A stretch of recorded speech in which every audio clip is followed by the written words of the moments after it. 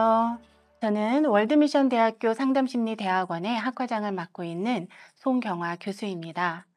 오늘은 아동기 복합 트라우마의 예방과 치유를 위한 교회의 역할이라는 제목으로 함께 이야기를 좀 나눠보도록 하겠습니다.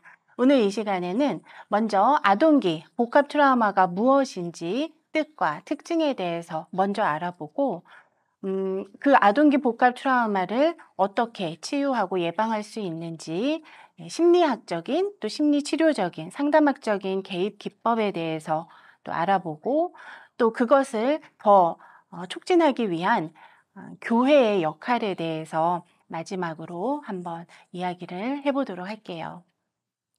네, 오늘의 목적 또 오늘의 내용은 이겁니다. 복합 트라우마가 무엇인지 복합 트라우마를 잘 이해하고 그 다음에 알기만 하면 안 되죠. 네, 그것을 치유하고 예방할 수 있는 방법들에 대해서 같이 한번 이야기를 나눠보죠. 그러면 일단 첫 번째로 복합 트라우마란 무엇이냐? 보통 우리가 트라우마라고 하면 끔찍한 일을 당했을 때 트라우마라는 말을 많이 쓰죠. 심리학적으로 봤을 때 트라우마는 안전이나 생존에 위협이 되는 어떤 사건을 보거나 듣거나 알거나 혹은 경험한 경우를 트라우마라고 이야기를 합니다. 그리고 그런 어떤 트라우마 사건이 있고 한 6개월 이상 그 이후에 어떤 증상들이 계속해서 유지가 되는 경우에 우리가 외상 후 스트레스 장애 PTSD를 진단하게 되죠. 근데 보통 이런 PTSD는 어떤 하나의 사건, 전쟁이나 뭐 납치나 자연재해, 뭐 성폭행 이런 하나의 사건 이후에 벌어지는 증상을 보통은 많이 이야기를 해요. 그것을 단일 트라우마라고 하는데 복합 트라우마는 이 단일 트라우마하고 약간 다른 개념이에요. 그래서 복합 트라우마는 ICD-11이라고 하는 진단 기준에 보면 주로 탈출이 어렵거나 불가능한 상황에서 발생하는 장기적 혹은 반복적인 사건을 말해요. 그래서 복합 트라우마에서 정말 중요한 기준이 되는 것은 장기간의 시간 동안 수개월에서 혹은 수년, 수십 년까지 이르는 오랜 기간 동안 계속해서 그 트라우마에 노출이 되는 거, 그 다음에 반복적인, 한 번만 벌어진 게 아니라 반복적인 사건에 노출이 되는 것을 복합 트라우마라고 하는데, 복합 트라우마는 우리가 보통 생각하는 단일 트라우마성 사건이나 아니면 학대와 같은 그런 아주 강렬한 경험뿐 아니라 상대적으로 조금 사소해 보일 수 있는 그러나 굉장히 불쾌하고 또 아주 역기능적인 그런 환경에 끊임없이 노출되는 경우도 복합 트라우마에 들어가요. 그래서 오랜 시간 동안 만성적 반복적으로 벌어지는 일인데 주로 아동기나 청소년기에 걸쳐서 오랜 시간 동안 아동이나 청소년 아이들이 많이 시간을 보내는 곳이 바로 가정이나 학교, 뭐또 교회 이런 곳이 되죠. 근데 그런 곳에서 발생을 하는 경우가 많아요. 아이들이 가정에서 힘든 일을 겪는다고 해서 그 가정에서 나올 수가 없기 때문에 일단 가정에서 나오면 의식주가 해결이 되지 않기 때문에 나올 수가 없죠. 그러니까 아이들은 그런 가정에 그냥 붙어 있는 수밖에는 없고 그러다 보니까 그런 트라우마에 꾸준히 만성적으로 노출이 되는 거죠. 그래서 이런 복합 트라우마는 어떤 신체적인 학대뿐만 아니라 정서적인 학대 혹은 방임 혹은 역기능적인 양육 환경 이런 것들이 전부 복합 트라우마에 해당이 됩니다. 그래서 보통 뭐 부모님이나 선생님의 그 차가운 반응, 무공감적이고 냉대 혹은 경멸은 뭐 조롱을 하거나 놀리거나 이런 거죠. 또 편애, 또 부모님이 맨날 싸우는 경우 부모의 불화, 또 아무리 잘해도 칭찬을 안 해주고 너무나 완벽주의적인 기대를 부모님이 보여주신다든지 아니면 형제간에 혹은 다른 아이들과 비교를 자주 한다든지 이런 것들이 어쩌다 한 번 그럴 때는 그냥 기분 나쁜 정도로 지나갈 수 있지만 그게 만성적으로 계속 이루어지면 그런 것들이 쌓이고 쌓여서 복합 트라우마가 되죠. 그래서 복합 트라우마는 그런 거예요.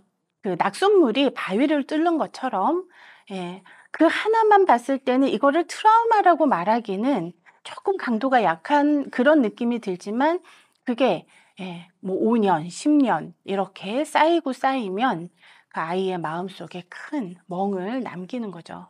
이 복합 트라우마 연구에 분수령이 된 것이 이제 1998 년에 펠리티와 안다라고 하는 두 명의 학자들이 연구했던 저 아동기 부정적인 경험 연구라는 게 있어요. 이제 영어로는 Adverse Childhood Experience라고 해서 첫 글자 ACE를 따서 이제 보통 에이스 연구다 이렇게 이야기를 하는데 이 에이스 연구에서 이제 그 펠리티와 안다는 10가지의 항목을 만들었어요. 그래서 많은 이제 그 병원에 오는 환자들에게 너가 만 18세까지 그러니까 아동 청소년기죠. 만 18세까지 이런 것을 경험한 적이 있느냐. 그래서 이제 체크리스트를 만들었는데 그 10가지의 항목이 이런 것들이에요. 신체적인 학대. 누가 너를 때렸냐? 아프게 했냐? 괴롭게 했냐? 밀쳤냐? 신체적인 학대. 그다음에 정신적인 학대. 누가 너에게 폭언을 했냐? 너를 놀리고 조롱하고 따돌렸느냐? 또 비난하고 굉장히 많이 무섭게 혼을 내거나 아니면 다른 사람과 비교하거나 완벽주의적인 어떤 기대를 너에게 요구했느냐. 이런 게 이제 정신적인 학대예요. 성적인 학대. 누가 너를 만졌느냐, 성적으로 희롱하거나 혹은 성적인 어떤 행위를 했느냐. 또 네 번째 신체 방임. 아동 청소년 아이들에게 반드시 필요한 어떤 신체적인 돌봄이 되지 않는 게 신체적인 방임이죠. 배가 고프는데 먹을 게 없었거나 갈아입을 깨끗한 옷이 없었거나 내가 몸이 아픈데 나를 병원에 데려가 줄 사람이 없었거나 학교를 가야 하는데 학교를 보내지 않았거나 이런 것들이 신체적인 방임이에요. 정신적인 방임. 사랑받지 못하는 느낌을 가정에서 계속해서 받았거나 가족이 나에게 무관심했거나 나에게 차갑게 대했거나 나를 투명인간 취급했거나 이런 것들이 정신적인 방임. 그다음에 부모님이 별거를 하셨거나 이혼을 한 경우에 이것도 그 역기능적인 환경 하나에 해당이 되고요. 그다음에 부모님에게 가정폭력이 있었느냐. 그래서 뭐 아빠가 맨날 엄마를 부부싸움하면서 때렸다든지 부모님들이 막 서로 폭언을 하면서 서로에게 그렇게 아픔을 줬다든지 그런 거를 본 적이 있느냐 이거죠. 그다음에 가족의 정신병리. 가족 중에 우울증, 불안증, 강박증, 조현병 이런 것들이 있는 가족과 함께 살았느냐. 또 가족 중에 중독자가 있었느냐. 아빠가 알코올 중독이었다. 그런 게 중독에 들어가는 거죠. 알코올 중독, 도박 중독, 또 뭐 포르노 중독, 혹은 뭐 마약 중독 이런 다양한 종류의 중독자 가족과 함께 살았느냐. 그다음 마지막으로 가족 중에 범죄를 저질러서 체포되거나 그 감옥에 수감된 사람이 있었느냐. 자, 이렇게 10가지의 항목이에요. 10가지 항목 중에서 내가 만 18세 때까지 경험했던 것을 체크하도록 했는데 사실 복합 트라우마는 이 10가지 안에 다 들어가진 않아요. 훨씬 더 다양한 복합 트라우마가 있을 수 있지만 이때는 이 10가지의 항목으로 굉장히 광범위한 조사를 했었는데 그때 이 설문조사에 임했던 사람들 중에 67%가 적어도 하나 이상 이런 거를 내가 경험했다고 체크를 했어요. 사실 67%라면 이제 거의 한 70%에 육박하는 굉장히 높은 숫자인데 이렇게 많은 인구의 폴션이 복합 트라우마에 노출되었다는 것은 굉장히 충격적인 연구 결과였죠. 그래서 그 이후에 복합 트라우마에 대한 많은 관심을 갖게 되었는데 왜냐하면 이 에이스 연구에서 정말 중요한 건 뭐냐면 이런 미성년 시기에 아동 청소년 시기에 이런 것들을 경험한 사람들은 성인이 된 이후에 많은 영향력들 그것에 의한 증상들을 가지게 된다는 거였어요. 자, 어떤 것들이 있냐면 일단 PTSD라고 말하는 외상후 스트레스 장애의 4가지의 공통 증상이 있는데 이 공통 증상을 다 호소하더라는 거죠. 그래서 갑자기 생각들이 막 떠오른다든지 그때 부모님이 나에게 했던 말이 계속해서 내 안에 재현이 된다든지 네, 침습이죠. 과학성은 깜짝깜짝 놀라고 늘 긴장되고 불안하고 편안하게 쉴 수 없는 거. 회피는 그 당시의 기억이 잘 안 나는 거예요. 기억이 삭제된 것처럼 어느 시기를 떠오르면 아무것도 기억이 안 나요. 혹은 그때를 연상할 수 있는 뭔가를 내가 자꾸만 피하는 거예요. 그리고 정서적으로 인지적으로 굉장히 편협하고 경직되고 치우친 그런 모습을 보이는 게 PTSD의 공통 증상인데 복합 트라우마를 겪은 분들도 이런 PTSD의 증상을 동일하게 보이고 거기에다 플러스 추가되는 또 다른 증상들이 있었는데 대표적인 게 자기 자신에 대해서 굉장히 부정적으로 평가하는 거예요. 낮은 자존감, 열등감 같이 가죠. 그다음에 인간관계가 너무 어려워요. 인간관계에서 너무 예민하고 이 인간관계가 세상에서 제일 어려운 것처럼 그래서 친밀한 관계를 형성하기도 참 어려워하죠. 그리고 해리 증상을 종종 느껴요. 그래서 멍한 느낌 아니면 비현실감. 이게 지금 현실이 아니라 꿈인 것 같은 느낌, 내가 나로부터 분리된 느낌 이런 해리 증상을 느끼고 또 정서 조절이 어려워서 사소한 일에도 분노가 폭발한다든지 별거 아닌 일에도 굉장히 우울하게 가라앉는다든지 이런 정서 조절의 어려움도 같이 호소를 해요. 그리고 성인이 된 이후에 정신적인 또 신체적인 질병의 위험이 많이 증가한다는 거예요. 에이스 점수 4점인 사람은 에이스 점수가 0점인 사람에 비해서 암, 뇌졸중, 또 심장병 이런 것들이 발병할 위험이 2배 이상 더 높아지더라는 거죠. 또 뭐 기관지염 그리고 자가 면역 질환 이런 것들이 굉장히 많이 발병을 한다는 거예요. 신체적인 질병이 생기고 여기저기가 아픈 만성 통증 그다음에 전반적으로 염증의 수치가 높은 이런 모습들을 보이고 또 정신적으로도 우울증이나 불안 또 약물 중독, 자살 시도 이런 것들이 굉장히 높았다는 거죠. 그래서 이 복합 트라우마는요. 아까 67%면 10명 중에 7명 정도는 경험이 있다는 건데 굉장히 많이 만연해 있어요. 하지만 그것이 어떤 하나의 트라우마 사건이라고 꼽을 수가 없어요. 왜냐하면 일상에서 늘 벌어졌던 일이었기 때문에 그래서 잘 보여지지가 않죠. 하지만 성인이 된 이후에 이제 증상들이 많이 나타나게 돼요. 그래서 상담실에서도 많은 분들이 그렇게 이야기를 해요. "선생님 저는 아무런 트라우마가 없는데 저는 왜 이렇게 우울할까요? 저는 왜 이렇게 자존감이 낮을까요?" 그런 분들하고 면담을 해 보면 거의 항상 복합 트라우마의 요소가 있다는 거죠. 자, 이 복합 트라우마는요 또 한 가지 고약한 점이 뭐냐면 대물림이 돼요. 음. 가만히 두면 대물림이 돼요. 다양한 방법으로 대물림이 됩니다. 태내 환경 공유는 뭐냐면 우리가 적어도 3 세대는 잠시라도 태내 환경을 공유할 때가 있어요. 예. 제가 저희 엄마의 뱃속에 있었을 때 그러니까 제가 태아였을 때 생각해 보면요. 저와 저희 엄마가 환경을 공유하죠. 한 몸 안에 있으니까. 그런데 제가 엄마 뱃속에 있을 때 한 3-4 개월 정도 되었을 때쯤에는 제 몸 안에 그 난자와 그러니까 난자의 전구체가 생기게 돼요, 태아 안에. 그러니까 나중에 저의 자녀가 될 아이들의 씨앗이 거기에 있게 되는 거예요. 그래서 뭐 한 10 개월이 안 되는 그 몇 개월의 기간 동안 저의 엄마와 저와 그다음에 미래의 저의 자녀가 같은 환경을 공유하는 거죠. 그런데 만약에 저희 엄마가 복합 트라우마 때문에 여러 가지 증상들을 갖고 있었다면 뱃속에 있었던 저에게 또 저 그 태아인 저의 몸 안에 있었던 난자 전구체에 저희 엄마로부터 받게 되는 스트레스 호르몬이라든지 다양한 염증이라든지 이런 것들이 그대로 공유가 되는 거예요.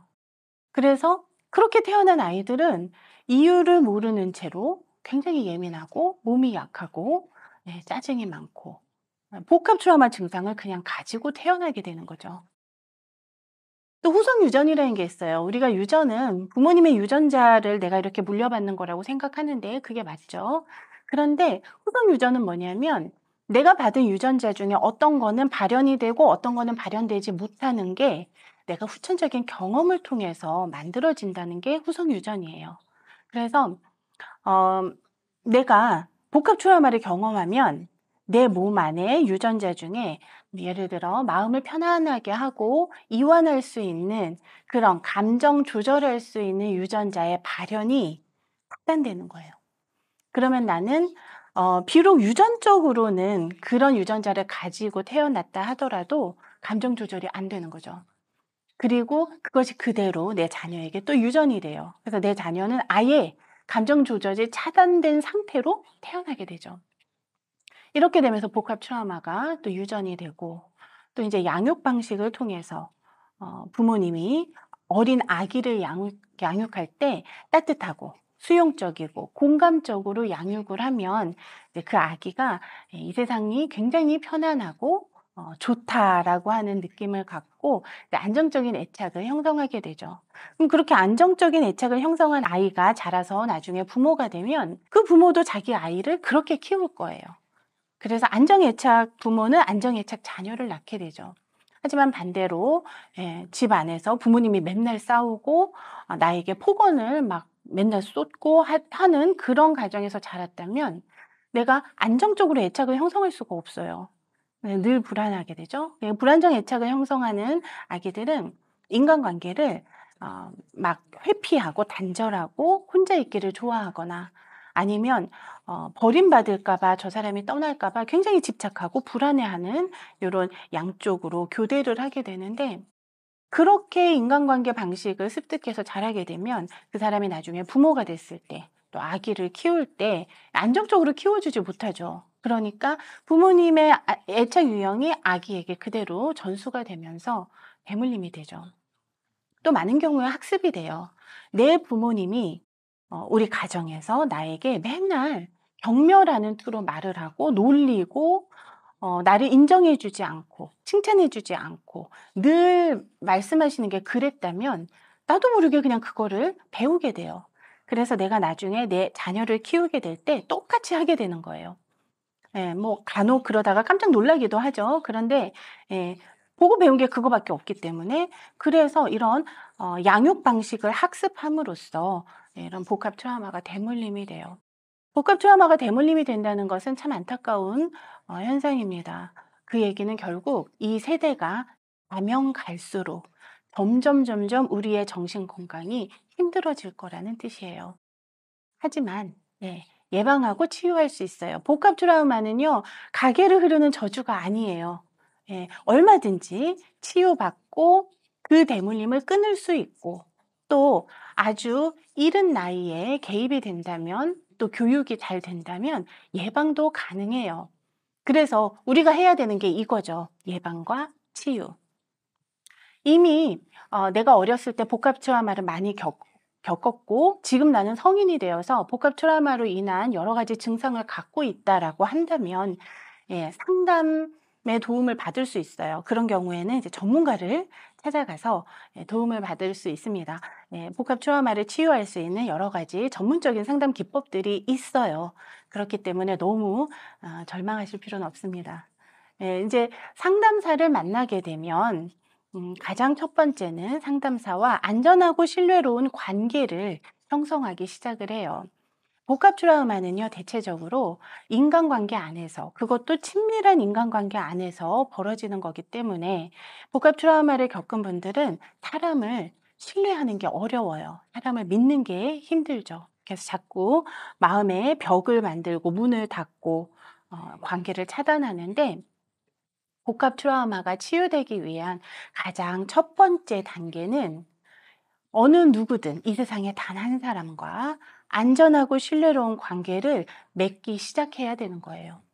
근데 대부분은 그런 것들이 좀 어렵죠. 우리가 인간관계는 사실 어느 정도의 위험성이 있기 때문에 그래서 잘 훈련된 전문적인 상담사와 이런 관계를 맺기 시작하고 거기서부터 치유가 시작이 됩니다.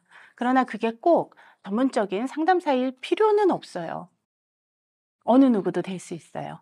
공감적이고 수용적이라면 그리고 그 사람을 인내할 수 있고 오래 참고 또 따뜻하게 감싸 안아줄 수 있는 사람이라면 바로 그 한 사람이 될 수 있죠. 그게 목사님일 수도 있고 친구일 수도 있고 바로 여러분일 수도 있죠.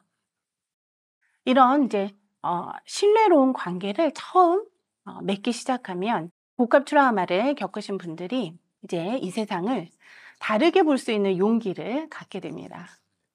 자, 그런 다음에 두 번째 단계는 안정감의 확보예요.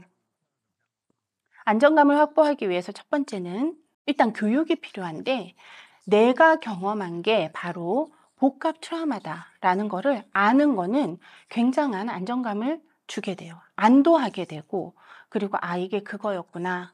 또 '나만 겪는 건 아니었구나.' 이런 거를 알게 되면서 통제감을 갖게 돼요. 예. 그래서 그거를 가르쳐 주는 게 참 중요하죠. 그리고 경계를 만들기 시작하는 거예요. 예. 이거는 내 몸이고 여기까지는 나의 영역이고 나의 영역을 함부로 넘어오는 사람이 있을 때 거기에 "노"라고 말할 수 있고 "스톱"이라고 말할 수 있는 게 바로 경계를 확립해 나가는 거예요.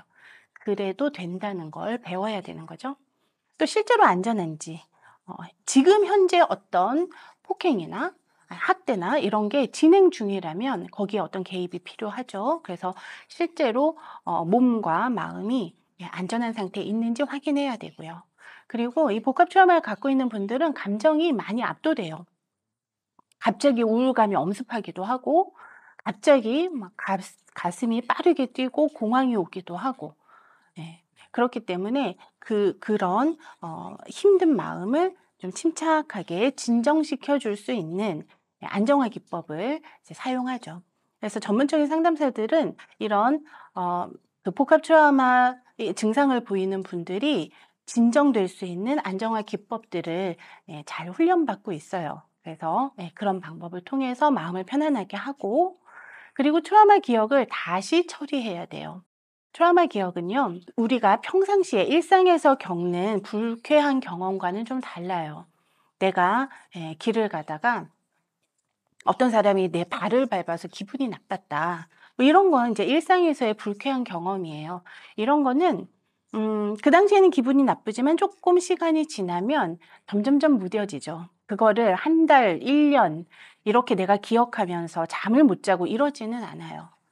네. 마치 우리 몸에 상처가 살짝 나면 시간이 지나면 그 상처 부분이 아물어서 곧 아프지 않게 되는 것과 같아요. 물론 뭐 흉이 남을 수는 있지만 근데 복합 트라우마 기억은 그렇게 처리가 되지를 않은 완전히 아직 날 것인 그런 기억이에요.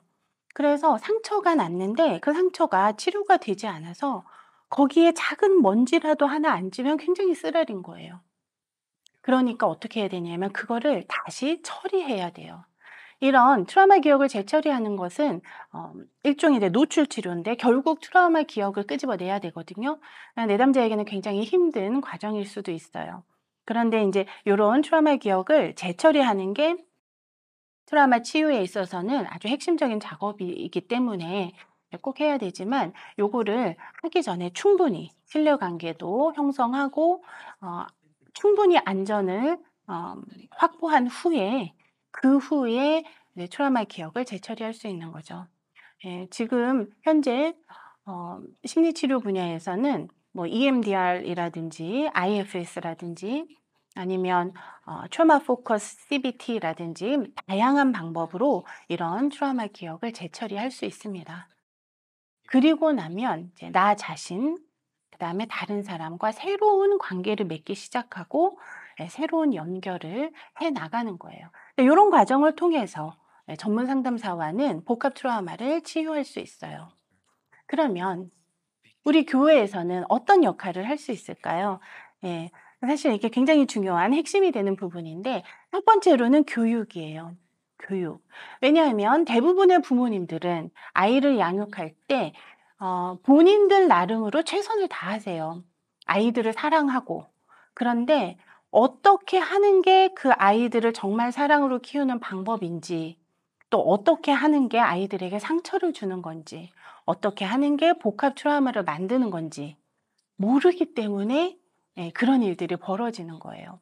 그래서 부모님들 혹은 부모가 될 분들을 대상으로 복합 트라우마와 그리고 정서적으로 수용적이고 아이에게 행복한 그런 양육 방식이 뭔지를 교육을 해야 돼요. 근데 이 교육을 감당할 수 있는 정말 좋은 인프라가 바로 교회예요. 교회에는 많은 성도들이 있고 또 교회는 각 지역에서 어떤 이런 교육적인 역할을 감당할 수 있기 때문에 교회에서 좀 정기적으로 복합 트라우마나 자녀 양육과 관련한 교육을 계속해서 제공한다면 굉장히 많은 복합 트라우마가 사전에 예방될 수 있어요. 또 이런 교육은 치유 효과도 있는데 왜냐하면 교육을 받는 사람들이 부모들이잖아요. 근데 부모들이 내 아이들을 어떻게 양육할까를 배우는 과정이기도 하지만 또 한편으로는 교육을 받으면서 본인의 부모님을 생각해요. 내 부모님이 나를 어떻게 키우셨는지. 그리고 '아 내가 겪은 게 복합 트라우마였구나.' 이런 것들을 깨닫게 되면서 스스로 또 치유하는 시간을 가질 수도 있죠. 그래서 항상 조기 개입, 조기 교육, 조기 예방이 가장 중요하거든요. 그런 면에서 교회가 이런 역할을 충분히 좀 해 주시면 참 좋을 것 같아요. 환대와 수용. 이미 복합 트라우마를 갖고 계신 분들이 교회에 왔을 때 이분들은요 굉장히 인간관계 안에서 위축돼 있어요. 아까 얘기했듯이 사람을 신뢰하기 어렵기 때문에. 그런데 교회에 왔더니 환영해 주고 또 이 모습 이대로 수용해 주고 비판이나 판단이나 지적하지 않고 예수님의 사랑으로 끌어안아 주는 거를 느꼈을 때 복합 트라우마를 갖고 있는 분들에게 굉장히 치유적인 그런 분위기가 형성될 수 있겠죠. 교회가 그런 역할을 할 수 있어요. 그리고 교회가 안전한 공동체의 역할을 해줄 수 있어요. 결국 비슷한 이야기이긴 하지만 복합 트라우마를 갖고 있는 분들의 치유를 위해서는 다른 사람들과 연결되는 게 참 중요해요. 왜냐하면 이분들은 인간관계를 다 끊고 고립되어 있기 때문에 다른 사람과 연결되는 이 연결감을 느끼는 게 치유의 아주 핵심인데 그렇게 할 수 있는 안전한 공동체가 바로 교회가 돼줄 수 있어요. 술 마시는 친구들은 사실 그런 거 못 해 주죠. 예. 뭐 쪼끔 기분 나쁘면 연락 끊어 버리고 굉장히 상처가 돼요. 그냥 교회 안에서 안전한 공동체를 경험하고 또 그 공동체 안에서 같이 예배도 드리고 교제도 나누고 하면서 그 마음에 있었던 상처들이 많이 치유가 될 수 있어요. 또 마지막으로 발견과 위탁인데 어 교회 지도자 되는 분들께서는 복합 트라우마가 뭔지 좀 공부를 하셔서 우리 성도들 중에 복합 트라우마 증상을 보이는 것 같은 그런 분들이 있다면 그거를 일단 알아볼 수 있어야 되고요. '쟤 좀 이상해. 쟤 좀 예민해.' 이렇게 가는 게 아니라 '어떤 복합 트라우마가 있는가?' 그래서 대화도 좀 나눠 보고 그동안 자라왔던 과정도 좀 들어보고 '아 이게 복합 트라우마구나.'라는 거를 알아볼 수 있는 게 중요하고 그다음에는 적절한 도움과 개입을 받을 수 있게 위탁을 해 주는 거죠. 그래서 위탁을 하기 위해서는 내가 이분을 맡길 만한 믿을 만한 그런 분들을 알고 있어야 돼요. 뭐 정신과 의사라든지 아니면 기독교 상담사라든지 좀 믿을 만하고 실력 있는 그런 분들을 알고 있어서 우리 교회에 이런 분이 있는데 좀 만나 주면 좋겠다." 이렇게 연결해 주는 거죠. 또 그분에게도 그걸 소개해 주고 그래서 사실 복합 트라우마가 아주 심한 그런 분들은 교회 안에서 치료를 할 수는 없어요. 교회는 안전한 공동체의 역할을 해줄 수는 있지만 전문적으로 훈련받은 게 아니기 때문에 괜히 잘못 건드렸다가 더 많이 힘들어지고 그분이 막 그 트라우마 기억이나 감정에 압도돼서 굉장히 힘든 시간을 보낼 수도 있기 때문에 교회 안에서는 섣불리 트라우마 기억을 막 이렇게 건드리려고 하지 말고 그런 어려움을 겪고 있는 분을 발견한다면 적절한 치료를 받을 수 있게끔 연결을 해 주는 거 안내해 주는 거 이런 역할이 교회에서 우리 복합 트라우마를 예방하고 치유할 수 있도록 할 수 있는 아주 중요한 역할이라고 할 수 있겠어요. 네. 자, 오늘 아동기 복합 트라우마 예방과 치유를 위한 교회의 역할에 대해서 같이 이야기를 나눠 봤는데, 좀 간단하게 정리해 보면 일단 복합 트라우마가 무엇인지 우리가 이야기를 나눴었죠. 그래서 어떤 속박된 상황 속에서 만성적으로, 반복적으로, 지속적으로 장기간에 이루어지는 힘든 경험들을 모두 다 복합 트라우마라고 이야기를 하고요.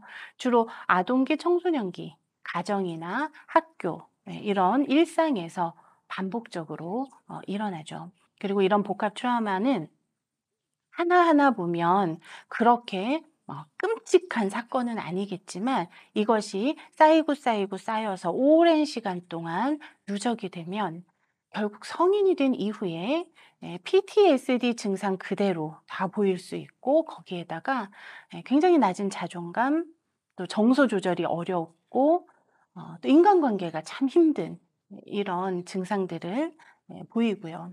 또 장기화된 신체적인 증상이나 통증, 그리고 정신적인 문제, 이런 것들을 유발할 수 있어요.